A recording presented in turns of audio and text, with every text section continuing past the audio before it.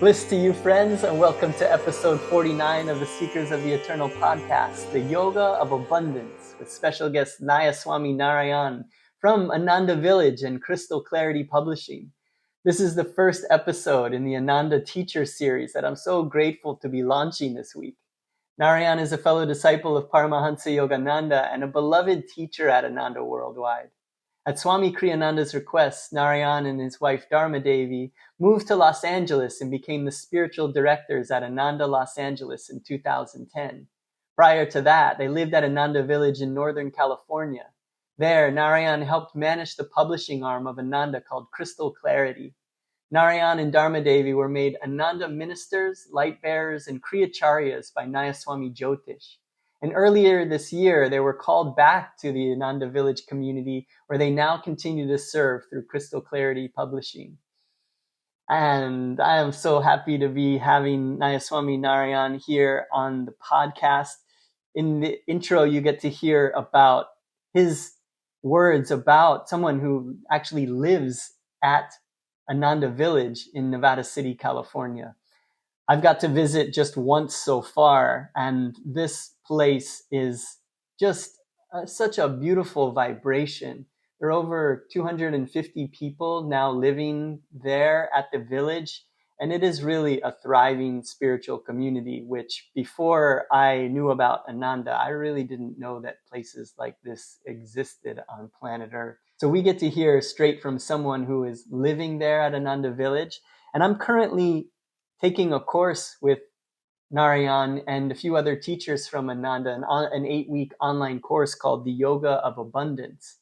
And this is what we're discussing here in this podcast, some of the questions that I had and takeaways from the course. I'm so far the recording of this, I'm 6 weeks into the 8-week course, and I'm absolutely loving it.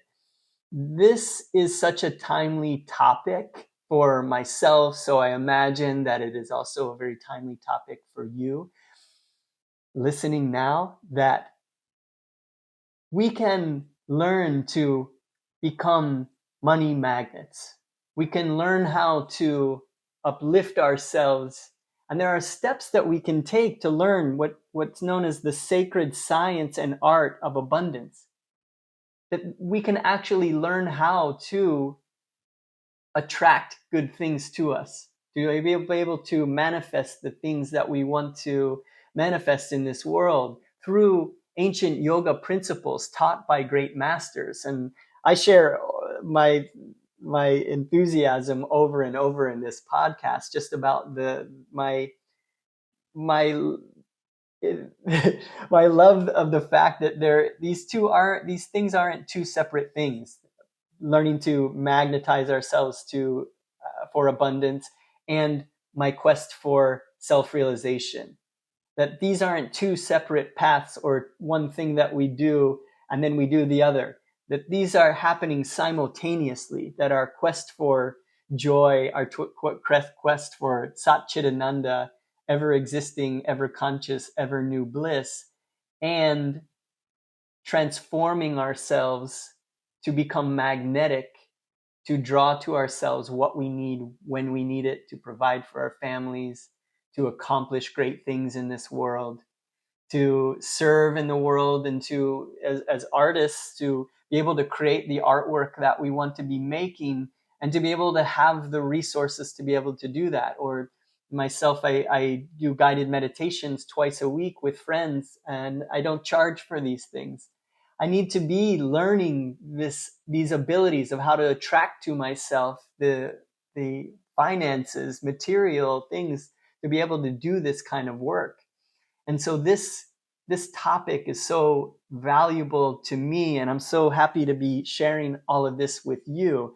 We're going to be talking about the overall principles of this, and then if you really dig this approach and you really want to go deeper into it, the course at ananda.org that I'll link at the bottom here in the notes, I highly recommend checking it out. It's an 8-week course, and you also have direct access to the teachers there. You can set up a Zoom call, you can chat with the teachers and with the other participants. The course is ending here now in a couple of weeks, but you'll still be able to access those things online during the course, and you'll have all of these resources and materials for a lifetime.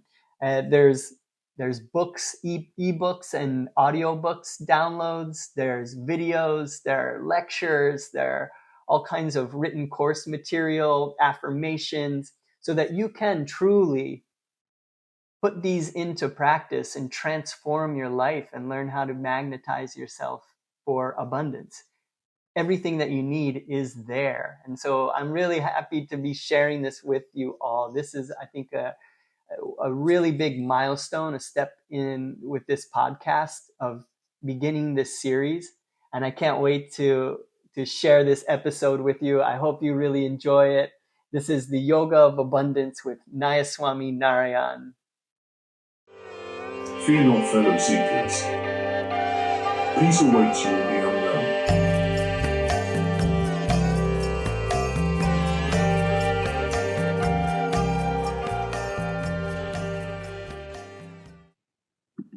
So welcome everyone to the Seekers of the Eternal podcast. I'm feeling very blessed today to have our guest, Nayaswami Narayan from Ananda Village, joining us today. Welcome, Narayan. Oh, thank you, Krishna Chandra. Yeah, it's a joy to be here and share with you. And I love that artwork behind you. I think that's one of yours. Yeah, thank you very much. Before we dive into the conversation, which is going to be on the yoga of abundance, which is a very interesting topic for me currently, and I know it will be for so many listening, I just wanted to start, as always, with relaxing and releasing the tension in the body and just opening with a short prayer to set the stage for our conversation together. So if everyone's listening, if you want to join in with us, you can sit with your back in a straight line. You can close your eyes if you're not driving to join along with us. It's going to be a short and long double inhalation, and then we're going to tense all the muscles in low, medium, high tension, and then exhale, double exhalation, and relax and release. So let's begin with a double inhalation. Breathing in the low, medium, high tension in all the muscles, and exhale. Relaxing, releasing, feeling. Again, inhale intense. Low, medium, high tension in all the muscles, and exhale.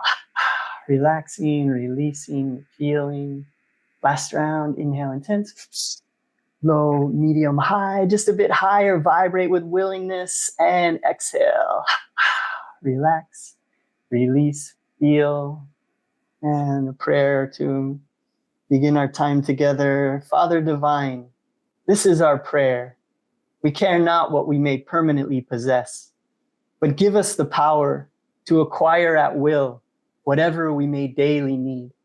O Father, Mother, friend, beloved God, we will reason, we will, we will act, but guide thou our reason, will, and activity to the right thing that we should do in everything. Om, peace. Amen. Well, welcome everyone who's listening, and welcome Narayan. Thank you, Krishna Chandra. Yeah, it's a joy to be here with you.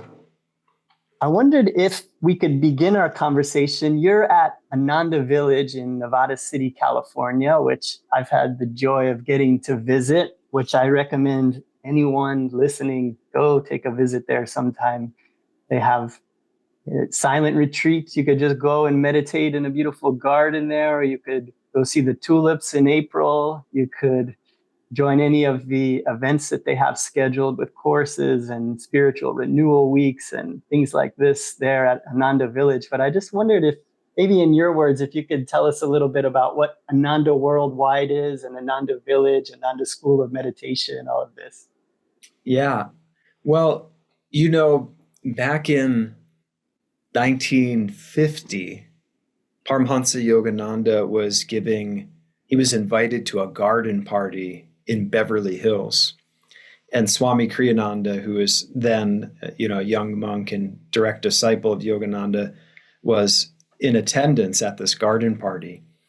And Swami Kriyananda recounts this story that, generally if you're invited to someone's home, a garden party like that, it's lighter fare. And Yogananda was asked to say a few words. And our Swamiji, Swami Kriyananda, said he'd never heard a talk like that in his life, and that Yogananda just was thundering that thousands of youths must go north, south, east, and west to create these spiritual communities where plain living and high thinking lead to the greatest happiness. I'm toning it down. Yogananda was, and Swami said that he was stirred to the core of his soul, and he made a personal vow that day to make that a reality. And he did. That's what Swami committed his life to. Yogananda said, your life will be one of lecturing, writing, and editing. And one would think, well, how does community play into that? Well, that was one of his guru's ideals. This is one of Yogananda's spiritual ideals. And if we look at what's going on in the world today, all of the war, the divisiveness, just everything, that world brotherhood communities are actually a solution for all the problems that we face, politically, economically, socially, everything. Why is that? Because man, as Yogananda said in his autobiography of a yogi, man isn't an institution. It'll be a natural league of hearts, he said, right? Man is a soul. And the precept of community is better taught through example than by preaching and talking about it. So to your point, yeah, I would invite everyone and anyone to come. It's much better to come and actually experience Ananda Village. You first have to hear about something like it to know that it's possible, but to actually come and experience it. I'll tell you a story. There was a woman that Dharmadevi, my wife, and I met a few weeks ago. There was a yoga festival in Los Angeles, and we were there, and this young woman came up to us because we had a booth for Crystal Clarity for our books, our publishing arm. And she just opened up to us there was very little pretense. We had never met her before, but she just said something to the effect, I can't go backwards, I need to go forward. And I said, I understand. Your soul knows the answer. Go on alone. That's one of Swami's songs. So anyway, we just had a brief conversation with her, and she had a deep experience of being in community for that day, because it was like a yoga meditation festival that Ananda Los Angeles was putting on. So the following week, maybe that Monday or Tuesday, this festival was on a Saturday, this young woman wrote to us and said, I'm having a crisis. Can I talk to you? And actually that day, Dharmadevi and I weren't available to chat with her, but we wrote her back and just said, if you're going through a real crisis, what I would recommend is come up to Ananda Village and take the Karma Yoga program at the Expanding Light, the retreat within Ananda. And you know what? She did. She said, I'm coming. And I was so, I was thrilled that this soul, that she followed her soul call. And she's actually here now. And we saw her the other day, and she said it's already been transformative for her. And she's only been here not even a week, maybe just over a week or so. But that's the power. That's what Ananda Village really is about. It's a place where your soul nature can unfold, where you can remember that you are a child of the infinite, that you do have that divine birthright, like all of us do. We're all prodigal sons and daughters of God. But the world conspires to pull us out of that remembrance, to sort of give us spiritual amnesia, right? Or it hypnotizes us. It's very magnetic. The world has its own magnetism. But on the other hand, there is soul magnetism. There's your spiritual magnetism that a place like Ananda Village can draw out so that your soul nature can unfold. Yogananda said something very powerful. He said, environment is stronger than willpower. And perhaps young men will hear that and say, oh, yeah, whatever, I don't buy that. But if you just do a little bit of introspection and a little bit of self-honesty, you'll see that it's very true. When you were in high school and you were listening to whatever, rock and roll music, that was sort of your influence, and on and on. But when your influences change, they have an effect on you. Of course they do. No man is an island. So that's why Yogananda was very enthusiastic about world brotherhood communities. And this by no means is an Ananda thing, right? This isn't Yoganandaism. Anandaism it's an ideal that everybody can pick up. And we hope that Ananda can be an example and an inspiring example for people so that they can say, oh, just like Yogananda said, I could get land with some of my friends in the country and we could come together, plain living, high thinking, meaning you don't need that much, right, for happiness. You need to, of course, take care of yourself. You need the practical means and all of that. But what we really need, sometimes what we want, in other words, and what we really want are poles apart. And when we place that central need of our soul nature, of self-realization, of divine happiness, and we orchestrate a lifestyle around it, it's incredible what happens to people. Their lives change. I mean, and I know I'm just sharing from my own experience because having been part and lived my wife and I were in Los Angeles for 13 years, and we were up here at Ananda Village for a number of years before that. And now we're back at Ananda Village. And there's no other way that I would like to live other than within community, spiritual community. Anyway, I hope that answers your question. Yeah, beautiful. And I can attest to the power of being there in person.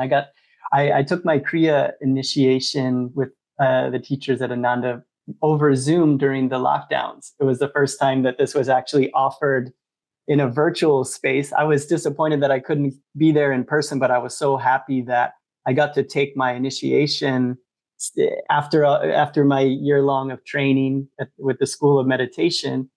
And when I got to finally come and visit and be there in person, just being around all of these other yogis that are focused on self-realization and being in that environment. As soon as I got there, I mean, my brother and I both went together, we could just feel it, that place that so many great souls have been meditating there and just imbuing that energy. It's like you have this lotus pond that's full of blooming lotuses. The animals come near you. They're not even afraid of you around in that place. The stars there are just incredible. And then you have the temple of light that's just nestled there in the trees with the mountain background glowing at night. It's an amazing place. And in the story, I've read the stories of the humble beginnings and all of the challenges that it took to become what it is today, tried by fire and still going. And this is what I was looking for when I was looking for a spiritual family, community, teachings, something that's ancient in its teachings, and that you could see that the people that you meet that are following these teachings, I just want to be like them. It's just that's the proof for me. I totally do. Swami Kriyananda asked Yogananda once, he said, is this the new religion that you're bringing? And Yogananda said, no, it's a new expression of ancient truth. It's just what you were sharing, Krishna Chandra, that the teaching is ancient. It's eternal. Truth is one and eternal. This is your podcast, right? Seekers of the Eternal. I think that's the name of it, right? Mm. Truth is one and eternal. Realize oneness with it in your deathless self within. That's a little saying that we share every week at our Sunday satsangs at Ananda. Truth is one and eternal. There is only one truth. There is only one eternal truth. But but the masters come again and again to address the special needs of the people at the given time of the world drama.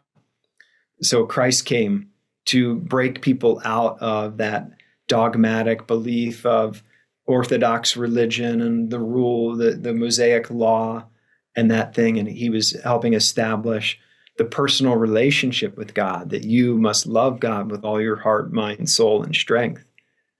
And the Buddha came, to help break people out of karma kand and this reliance on the Vedic rituals, and that you have to make the self-effort. Well, Yogananda came at this new age of Dwapara Yuga to help us understand that it's a both end, that yes, we need to put out the self-effort, but it's a balance of self-effort that cooperates with divine grace.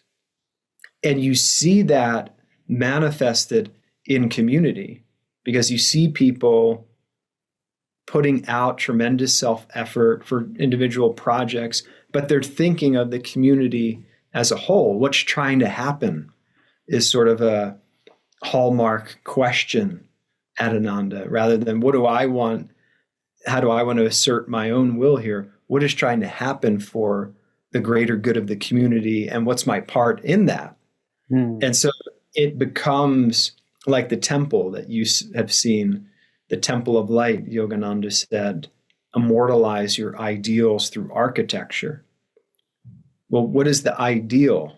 What is that ancient eternal truth that he put in the new expression? Self, capital S, realization. In other words, your true eternal self is infinite. It is eternal. It is one. It is whole. It is pure. It is perfect. And we need a way to actually realize that.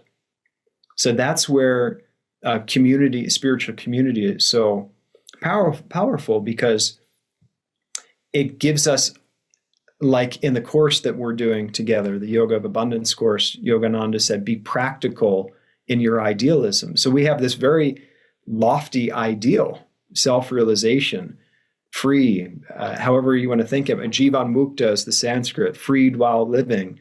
That's why Yogananda gave it this terms that we can relate to, because it's a selfish age. Lower Dwapara Yuga but it's creeping towards enlightened self-interest. And I thought, well, how he just captured it with that phrase, it is about you, but it's about your eternal, it's about the eternal you.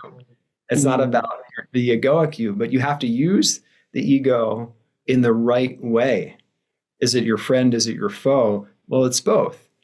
You have to use it, but then it gets to the point where we have to learn to offer ourselves completely to the infinite. And, how do we do that? Well, that's why we have the God-realized masters, and we're attuning ourselves to them. But we're being practical in our ideals. We're actually trying to ground it literally into reality. And that's what Swami held to, Swami Kriyananda. And the principles, Krishna Chandra, that Swami gave us for Ananda were very simple. There's really two foundational principles of Ananda and how the worldwide community, this isn't just Ananda Village, this is all of Ananda, which is a global movement, right? One, he said, is people are more important than things. Like, if I know that you've read Autobiography of a Yogi, of course, probably most of our listeners have here. But if you remember the very first sentence, it's about people, the individual quest. What does Yogananda say? The characteristic features of Indian culture have long been the search for ultimate verities and the concomitant disciple-guru relationship. You see, right there out of the gates, he's saying it is about you're a seeker of the eternal. Find that ultimate reality, the ultimate verity. But in order to bridge that cosmic gap, you need a way shower. You need someone that's awake to that that lives in that eternal reality. And that's what Swami was saying. People are more important than things. That you, Krishna Chandra, your individual spiritual growth is more important than the exigencies of the organization. You see what I mean? That the organization is there in support of the individual, not the other way around.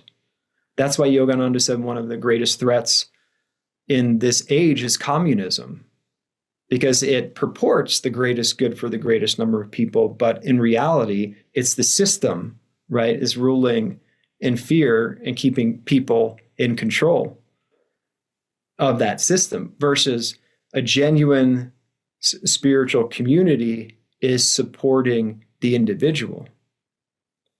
Now, the other principle that's kind of like a twin that goes with it, after people are more important than things, yato dharma tato jaya, which is a Sanskrit saying that Swami would translate roughly to say, where there is right action, there is victory.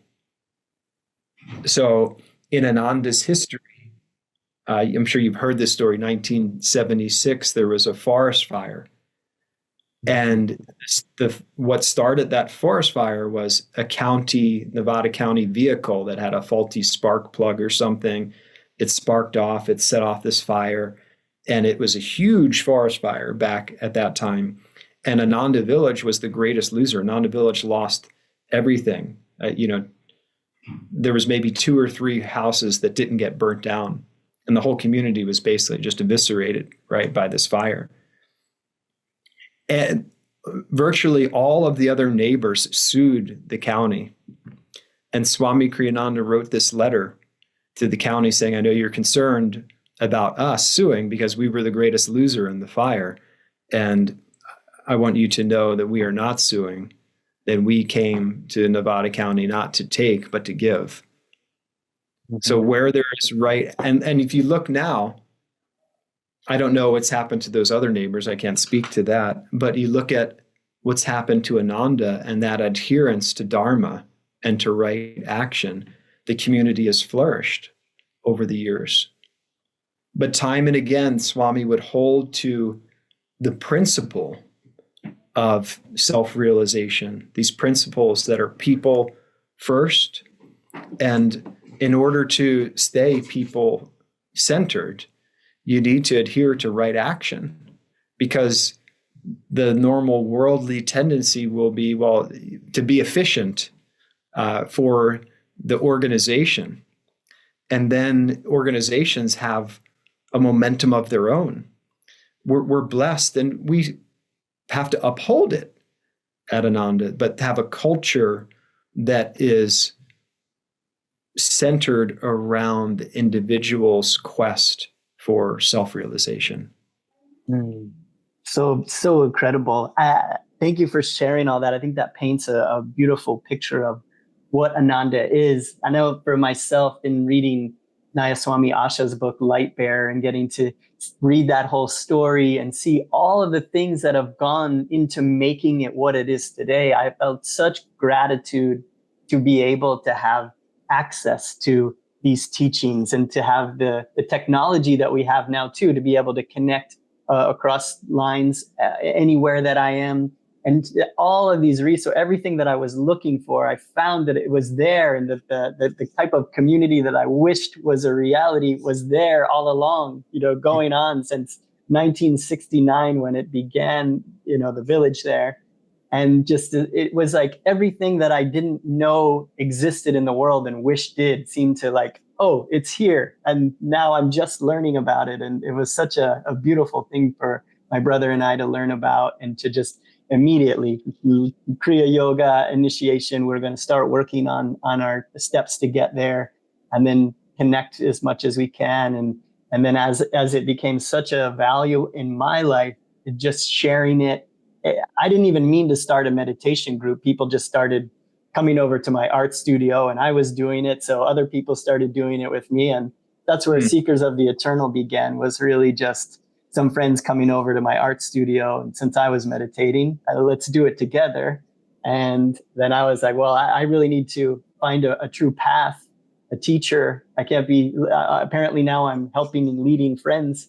It was about a year after meditating every day, deciding that I was going to do that I discovered Swami Kriyananda and Yogananda and Ananda Village from there. And yeah, so grateful for having this now in my life. And on these courses, the online courses with Ananda are second to none of courses that you can take anywhere. I'm taking the course right now, currently, the Yoga of Abundance, which Narayan is leading with a few other teachers from Ananda.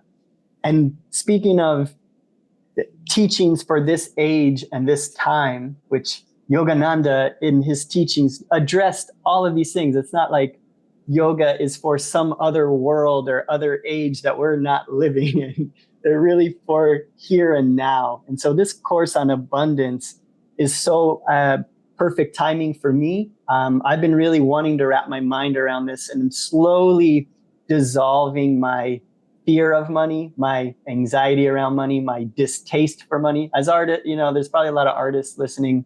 We hate money. We don't want to think about it. We just want to make art. Right. And so for this, it's for what I'm learning. So I'll let you go into this a bit. But for me, I think the thing that's just starting to click is that there's not a difference between making yourself a magnet for money and your spiritual or creative quest that you're on. It's like the same thing, and it happens simultaneously. You don't do one and then the other. Does that make sense? Yeah, no, that makes perfect sense. And, money is known as the root of all evil, but that's what we're trying to break, that conception. That's not really true. It's not money as the root of evil. It's our attachment to money that is the root of evil that pulls us down.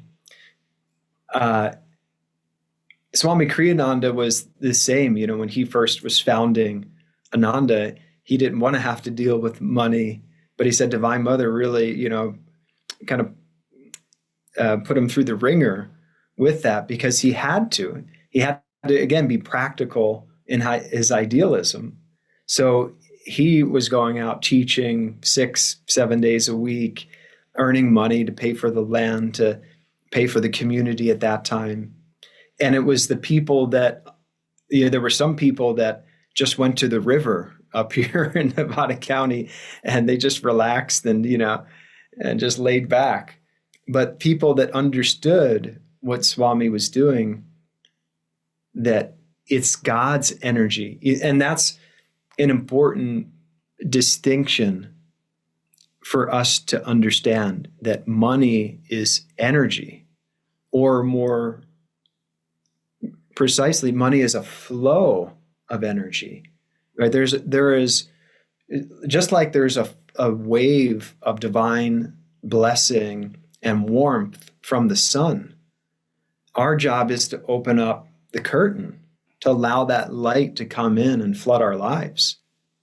And so Swami wrote a book, which is part of the course that you mentioned, the Yoga of Abundance course. He wrote a book called Money Magnetism, How to Attract What You Need When You Need It. In fact, it was that prayer that you started with, Yogananda's prayer, Father, I care not what I may permanently possess, but give me the power to acquire at will what I may daily need. And so this is one of the foundational keys to the spiritual path and also our material success, because it plays, there's no difference, like you were saying. And that is the way Yogananda put it, is the greater the will, the greater the flow of energy. But we need to understand, well, what does that mean? What is willpower? We think of willpower as like, we're tensing, but actually it's really what he's talking about is willingness. The greater your enthusiasm. I know you have great enthusiasm and joy for your art. Look at that beautiful Ganesha behind you. And it's that enthusiasm, that spark of creativity that flows through you, and the more that you work with that, cooperate with that, the more beauty comes out. And it's the same principle.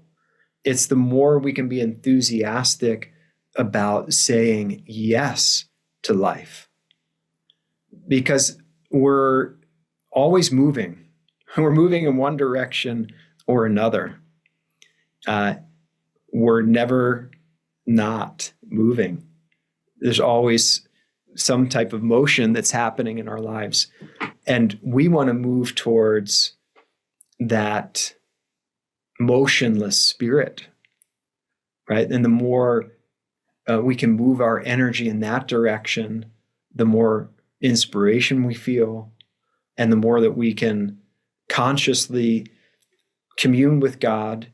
And that's why Yogananda said, the greater the will, the greater the flow of energy. When you can start to direct that energy, and he gave exercises to do this, the energization exercises. You were leading us in one of them, the tense with will, he said, and then relax and feel.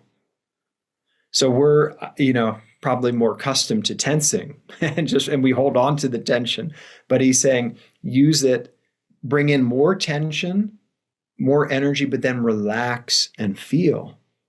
And that's the communion part.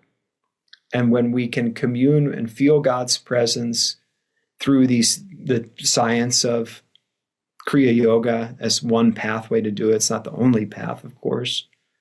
But when we can commune with God and feel him, then we have to find bridges to bring him into activity.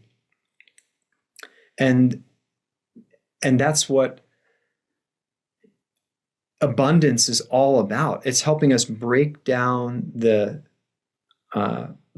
self-limiting beliefs that we have and realize that really abundance, we're as abundant as we think we are. And abundance truly is the consciousness of wealth. When we can get to our true soul nature, where we say, "Thou art my Father, I have everything." When we can align ourselves in that way, we do have everything. Poverty is just the consciousness of lack. So the work, so to speak, is really us breaking down those limiting self-beliefs and just re-shifting our focus and our concentration. And to do that, we need willpower. Willpower, Yogananda said, is energy plus desire directed towards fulfillment. In other words, we've all heard that saying, the road to hell is paved with good intentions. Having an intention and a lofty ideal isn't enough. You need to, again, ground it into reality, like we were talking with community. And we need to put out the energy to realize that goal. And in order to do that, it's helpful to start with little things. So just give yourself a little goal, maybe, rather than you're going to lose 85 pounds or something like that and go on the new diet, that you're going to lose 5 pounds over the next month or whatever it might be. But those are just some initial thoughts around the abundance, that it helps us, the teachings and the way that Yogananda gave it helps us break back into, we've got this divine birthright, and that we are abundant because we can hold that consciousness of being a child of the infinite. Mm-hmm. As I'm listening to you speak here, and as I've been tuning into the course and reading these books, and by the way, the course is so full of so much material for me to dive into, from audiobooks and EPUBs, blog posts, lectures, all of this stuff where you can, the more that you hear it over and over and over, it clicks a little more. And I think what is really starting to make sense for me is that I'm realizing that, like I was saying before, that it's not separate. It's not like I'm seeking God and I'm also learning how to draw to myself what I need when I need it. That Yeah. those things are happening simultaneously, and that there are, like in this course, you talk about it being a sacred science of art. It's a sacred science and art of abundance, and that this actually is essential for your spiritual path. That you have to be a master of the physical and the spiritual in order to be an awakened being, and that actually me striving to accomplish goals in life, there are spiritual things that I'm learning as I'm doing that. So I'm not doing something separate, or I'm not ignoring my duties by meditating too much or focusing on energy too much. Or it's like me focusing on drawing energy into my body, me learning how to be healthier, happier, calmer. And these things are actually helping me to become a more responsible person for my family, for my career, for the things that I want to do in the world. So that's, I think that's what I think it took me so long to get this. So I just want to keep saying it so people hear it, Yeah. Thank you, Yeah. John. I mean, it's for all of us, like we need all of the reminders. And that's why we share the teachings with these different angles. It's like there's a central hub to a wheel, and then you have spokes going out from that central hub. So we have like a spoke of material success through yoga principles. We have one on leadership, family, education for life, the path of Kriya Yoga, and so on. It applies everywhere because it's the central reality, is that we are beings of light and energy and consciousness. And if we can learn to cooperate with the flow of energy and grace, we can express it and manifest it in our daily lives more effectively. And when we're ineffective, it's discouraging to our willpower. That's why I was saying, like Swami would say, take a little goal and then gradually build upon it. Because once you can accomplish that one, then it gives you the confidence and the courage to take on greater tasks. I'll give you a really simple example, because I serve through Crystal Clarity, our publishing arm, and we were working with a distributor. This is many years ago, and we were just thinking of creative ways we could share Yogananda's teachings.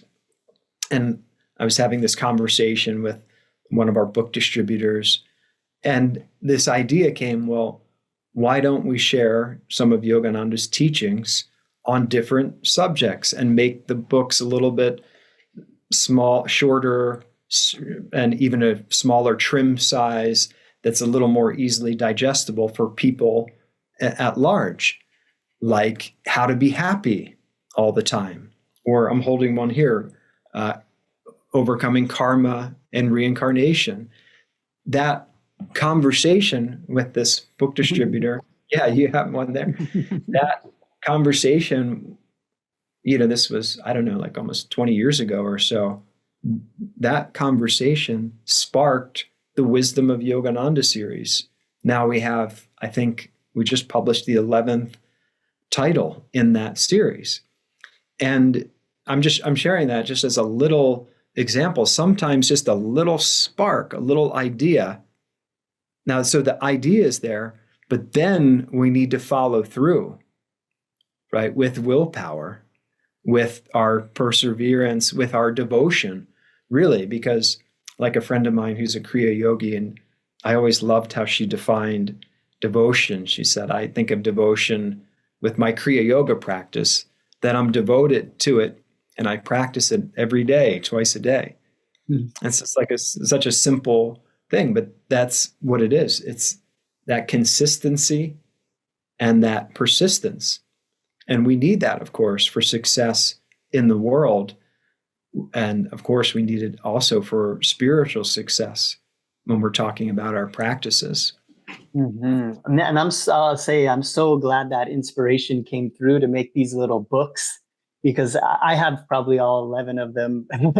And I share them regularly with the meditation group that we meet here in my area, and on the podcast all the time. Anytime that what's nice is I can think about like what area is most relevant in my life right now, and I can grab that book, this one here, Right. How to Be a Success, which what a lot of things that we're talking about. I can grab that one and really flip to any page. I love that. Yogananda just gives me such inspiration for that day. And so, yeah, I'm so happy and then the funny thing is that we can break it all down into categories and themes. But if you take off the themes, it's really all saying the same thing. Well, there's a woman here. It's I don't amazing. know. There's a woman at Ananda named Savitri Simpson, and she's from the South. I believe originally from Texas. I'm not exactly sure, but she has a little bit of a Southern drawl at times. There was like this running joke at Ananda that what's the course going to be at the expanding light? And Savitri would say, well, are we going to talk about crocodiles? Are we going to talk about alligators? And just the joke is that you're really talking about the same thing all the time. It's just you're giving it new dressing. But it's important. See, Swami was a genius at this. He was reaching people where they were. Because if you've got this, like Yogananda, he was a God-realized master, I believe the avatar for this age of Dwapar Yuga of energy.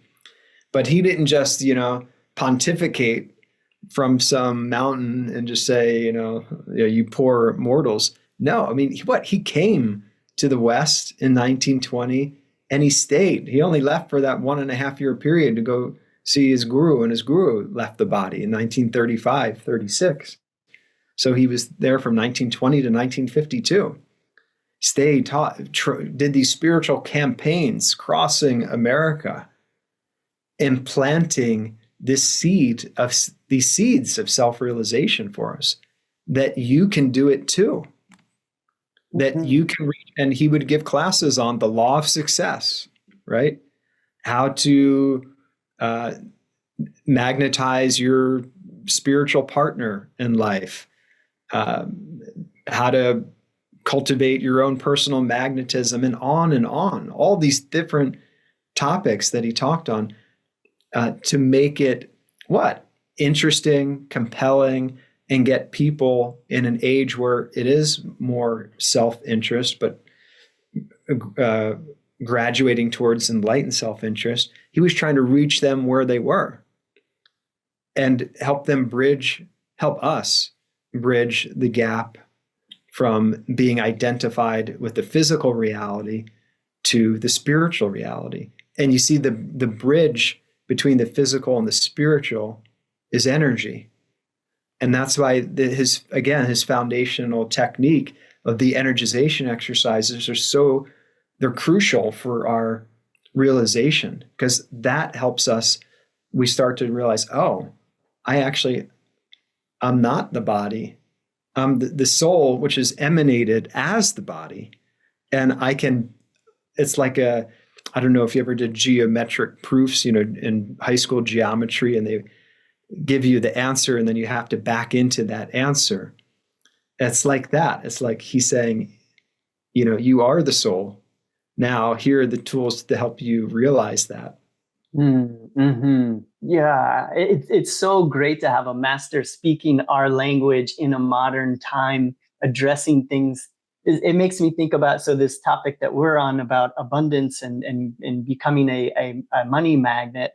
You think about, it's like, okay, if we're talking to, let's say a lot of artists that are listening, and myself, I go through this.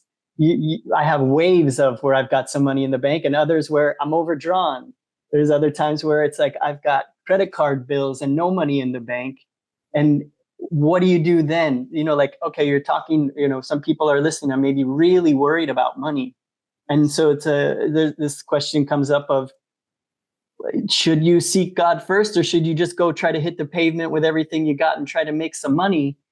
But with these kind of teachings, you get to do it with such a more playful, like this idea you were talking about, we need to open ourselves to the beauty of life. And it's actually in this relaxing and calming the mind, tuning into these great teachings, tuning into these great masters that can help us to calm down and actually receive the wisdom that one of the things that you said that I just in this class just like hit me like lightning. It was talking about, let's boil down.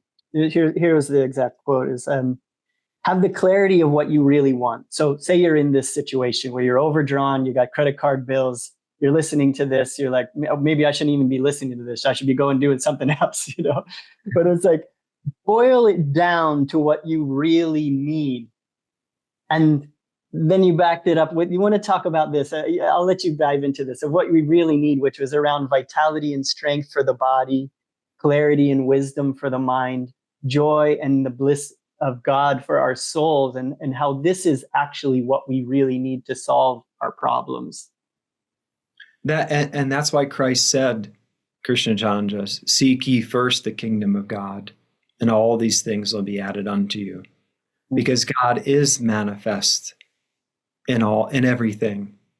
So the more we're connected, the more that we feel God's presence and we have that divine energy and vitality, the more we can apply it for whatever it is that we need at that time in life. And this is one of the keys to success that you were reminding me of, is being creative. When we have to have energy and initiative to be creative, just like the beautiful work that you do. But that same energy and initiative can be applied to our daily life, to our jobs, like what I was sharing with Crystal Clarity and the Wisdom of Yogananda series. Just making an improvement is taking an initiative and being a little bit creative. In fact, the Wisdom of Yogananda series, this has been one of our initiatives this year. Is I realized, like, these should be audiobooks, because more and more people like this, right, are tuning in through the internet, Zoom, podcasts, Audible, whatever. But we want to be there, meaning we want people to have the exposure to Yogananda's teachings, no matter where they are. So we started this initiative of recording the audiobooks, How to Be Happy, the Karma and Reincarnation, the Success book that you have there. All of those are in the process. We have different people within Ananda that are recording them. So I had to be practical, right? And my ideal, I want to record them all, but if we had to hire a professional, narrator to do that, that wouldn't work for Crystal Clarity. So, well, we do have a wealth of community, and we have people that have wonderful speaking voices and have, even experience in theater and whatnot. So there's a number of people and singers that have said, oh yeah, I would love to read one of those books. But I think that's one of the keys for us, is to be creative in our daily lives. Not that we've got to create the beautiful paintings, like you do, but that's wonderful as well. But our whole life is a work of art. And when we hold to it, we hold to that dharmic principle of connecting, of having a relationship with God, and then asking him to help us in our daily life. We'll find that there's some magic power that sustains us, that helps us, that guides us in whatever challenge it is that we're going through. I love that. It's the creativity for me. It flows when I am following these principles. When I am tuning, when I am relaxing and I'm following all of the things that you've been talking about here. That is when you never know when that aha moment could strike, and then also all of a sudden set you on a path where now you are flowing with that abundance. But for me, if I'm agitated, that flow is cut off. And I was thinking about like this when you were talking about the focusing on what you really need and boiling things down to it, and it plays into this creativity as well. That okay, what is it that you really need? And this brought me so much comfort when I heard it. And I've been sharing it with people since. And every time I say it to somebody, I can just see them go, thank you. You know, it's like, what do you really need? What do you really need? You need vitality and strength for your body, right? You need clarity and wisdom for your mind. You need joy and bliss for your soul. And and then you followed it up here in the course. You're talking about, so how do we attract these things? How do we attract vitality and strength? How do we attract clarity and wisdom? How do we attract joy and bliss? I made a little list just like in hearing that of like, for me, what that sort of conjured up. I was thinking, okay, vitality and strength. How do I attract this? And I was thinking, okay, we talked about yogoda, energization, energize. This is what we practice here in the Ananda meditation and Kriya Yoga, which you can actually recharge your body like a battery. And I am a testament to this. My brother and I, we paint murals. Sometimes we go many days, nights with sleeping only a few hours to accomplish the time period. We go deep into the night. And you would think maybe that's not a time, at 2:30 in the morning that you want to do exercises. But we do it anyway. We do these exercises where you're exerting more energy, which is counter to what you think you should do, because you got to wake back up in the morning. But so we do these exercises where we're drawing energy into the body, exerting energy, relaxing and releasing. And then after we do those 37 steps, takes about 15 minutes. We always just are like laughing afterwards at just like how much better we feel and how we could just go more hours without even worrying about it. So that one, energization, fresh air, sunshine. I need, daily exercise is something I'm starting to work more into and I realize that I need more of going on walks with my dog throughout the day. I work from home, drawing all day, go outside more, get more exercise, run. How can I fine tune my diet? Obviously prayer and affirmation, asking for vitality, energy, health. So those were the ones that were coming to mind around that. Because what I really like about this, it's not so nebulous like it used to sound to me before. Like Yogananda said that really, what does he say? Our life becomes very simple and very clear. Like if you want to become a money magnet, the steps are laid out really clearly here. Here are the things. And then how do we attract those? And if you just think in your mind, like, how could I attract those? So clarity and wisdom for the mind comes through, obviously, meditation, Kriya Yoga, studying great books, listening to wise lectures or podcasts, being careful of what I allow my mind to absorb through movies and TV, and taking courses like I'm doing with Ananda, affirmation, cleaning up my environment. It helps my mind to be more clear. There was a little bit of some teachings there about just clean up the area that you're in. That helps to clarify your mind.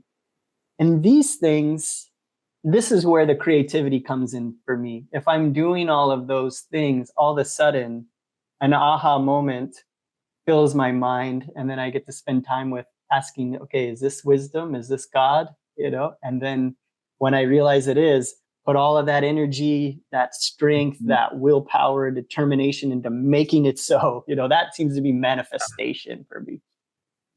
Everything you shared, Krishna Chandra, that's beautiful. It's that the next step after the energy is when our energy, the greater the will, the greater the flow of energy, then the stronger the flow of energy, the stronger the magnetism. And that's the real secret key to success is magnetism, is that we do attract it to ourselves. And the more, like you were saying, the more we take responsibility for our lives, not in a heavy way, but in a joyful way that, I have this opportunity to share. I have this opportunity to be creative. I have the opportunity to overcome this obstacle. Then we start to just generate a more positive and strong magnetism, which Yogananda gave us those principles for the techniques of meditation, like you were saying, with energization and Kriya Yoga. but it's the same principle. So when we can get that flow and that energy strong and abundant and grateful, I think that's one of the keys too, is when we can be grateful for everything that life gives us, knowing that it comes from God, which is much easier to say than to do, of course. But when we can genuinely accept everything is coming from God's hands, then we can get in that. We're like, gratitude is like Bliss's younger brother almost. You get into that flow with spirit. You're grateful for, I'm grateful for this moment with you that we get to share together. We might not make it to the end of the day.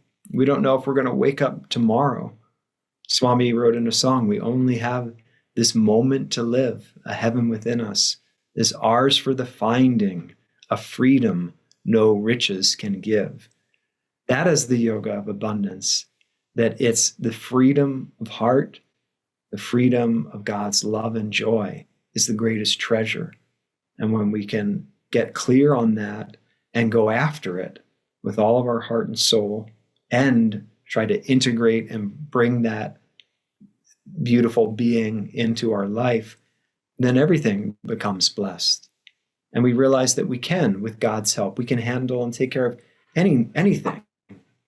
And yeah, that's wonderful. That's a great point, is the gratitude practice, or having a gratitude journal, looking for the things that I can be grateful for throughout the day, finding those things. That has been so helpful for me to be doing. And it's funny at first, it's almost like it's hard to find things you're grateful for. Like when you're not used to doing it and you just start a practice of it, it takes a little while. Like, what am I grateful for? And then as you do it, as I do it more and more, now there's just so many things I'd be like, I got to stop, writing, because there's just so many things to be grateful for. And it just makes life so much more fun. And yeah, like you were saying, even being grateful for the challenges that come, because I love what Yogananda says, that challenges don't come to crush us, but to strengthen our powers. So now I get this almost mischievous curiosity when things are going wrong. And it's like, oh no, like, look for a silver lining. What is really actually good about this? And once I start doing that more and more and make it an affirmation to do that, it just makes life like this fun video game that we're playing. And I heard something yesterday that Swami Kriyananda said, and this is something that I was thinking about, and I finally heard him say it, was that it's a law of the universe that there's always a solution for the situation that you're in.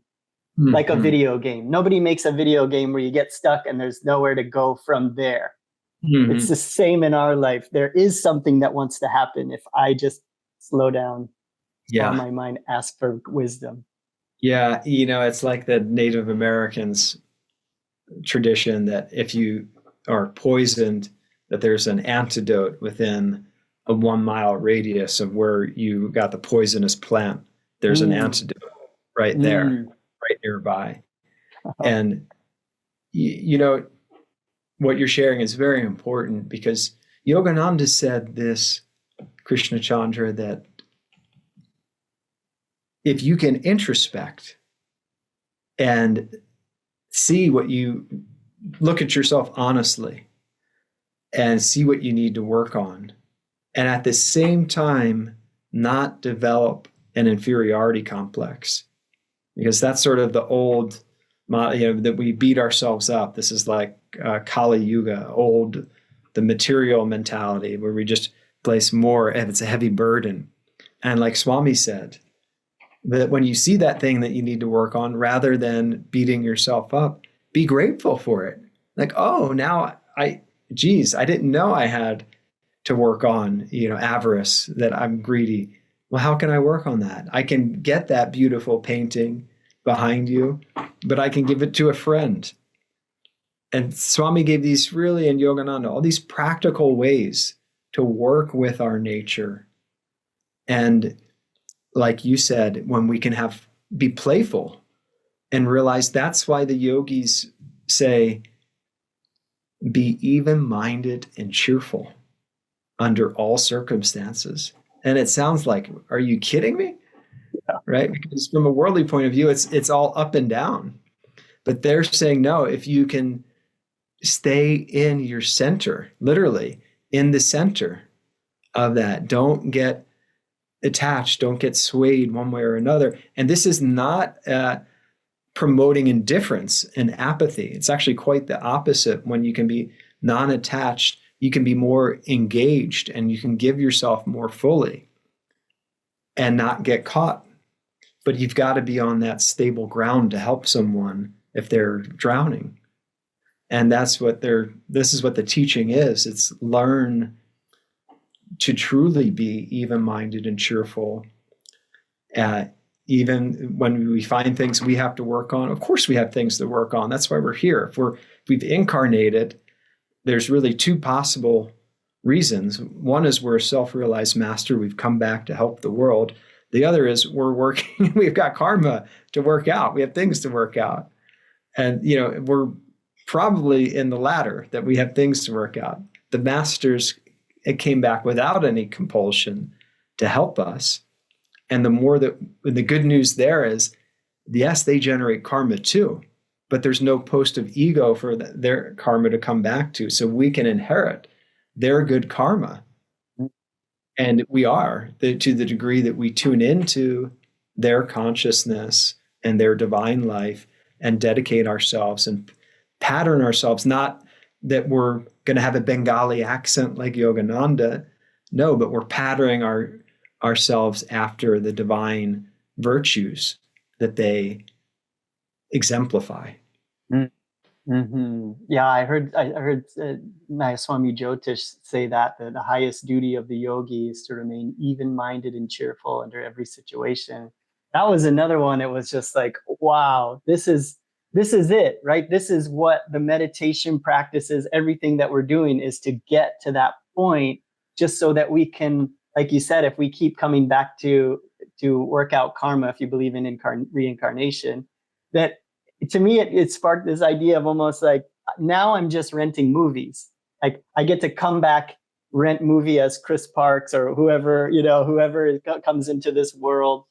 And I get to watch it and enjoy it and learn it and say, oh, wasn't that a nice movie? We're all along even-minded and cheerful, not getting caught up in the ups and downs in it. So then it just becomes like a fun thing to come into this virtual reality universe, bring joy to other people, do good works that we can. And that was such a beautiful thing to hear and to recognize that really is just what we're aiming at, is to be able to enjoy all of it in the same way we can enjoy a horror movie if we wanted to. Yeah. Yeah.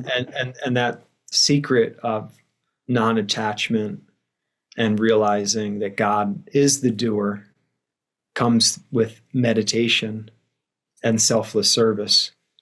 And that's everything we've been talking about really today. That's the abundance, but we feel God's abundance and we're trying to share it in a non-attached way in our daily life. Yeah. Oh, so one of the things that I wanted to talk about, I've been really interested in the Tiger Swami lately. And I know Sagar had mentioned the Tiger Swami in his part of the course here in his video. He was talking about the Tiger Swami. If people aren't familiar, in the autobiography of a yogi, is this, he was sharing that he used to be a feeble child when he was young, feeble child, but he, with the power of his mind, transformed himself into one of the most enormous, ferocious looking men in India, was able to subdue tigers with the power of his body as well as his mind. And there's something I think so powerful with this is just about really, if you're hearing this, to me, it was about really, really wanting this, really, really wanting to become even-minded and cheerful, really wanting to become an abundance magnet so that we could go around enjoying life and bringing joy to others. And so that, I think that just that part of it, I think, is really important about stoking that desire and what's possible with that. Yeah. Yeah, it's an amazing story from Autobiography of a Yogi, and that also his magnetism, right, helped tame those creatures. And his, as you were saying, his mind power. So our mind does have control over our body, and our soul has control over our mind. That's why we're trying to tap into that divine strength and courage that the Tiger Swami emanated in our body, in our mind, in our soul. And yeah, it's an incredible story in the autobiography, but the part that I think you're remarking on, that he had that transformation, right? He could go from being feeble to being strong. And then, of course, he was almost killed. And then he had this spiritual transformation. And if you remember, his guru that came to him in that story said, well, you're used to a crowd, right, that's cheering you on as you're subduing the tigers. Well, now in your spiritual quest, it will be like an audience of angels. I'm paraphrasing something like that. But you see, I think that's a beautiful, if it's like his guru is helping him to spiritualize his nature. And I think that's the point that you're touching on that's important for all of us, that to truly transform clay into gold, right? The clay is our material, our desires, our attachments, this sort of baggage of karma that we have. Well, what do we do with that? Well, that's what the masters say, that you don't, it's the mud out of which the lotus grows. It's the clay that transmutes into spiritual gold. And this can happen, yes, literally through the practice of Kriya Yoga and transmuting and burning the karma. But it also happens through right living. And that's, again, going back to where we started with community. People are more important than things. Where there is right action, there is victory. So if you have that, seek ye first the kingdom of God as your right action, and then you're trying to apply dharmic living in everything that you do, there's nothing to fear. And then you become like that Tiger Swami. You can overcome that fear that he had of being physically weak, but then he overcame the mental fear that he had when he almost was killed, and realizing that that wasn't the purpose, wasn't to exert harm on those creatures, but to conquer the passions of his own consciousness and become a self-realized master.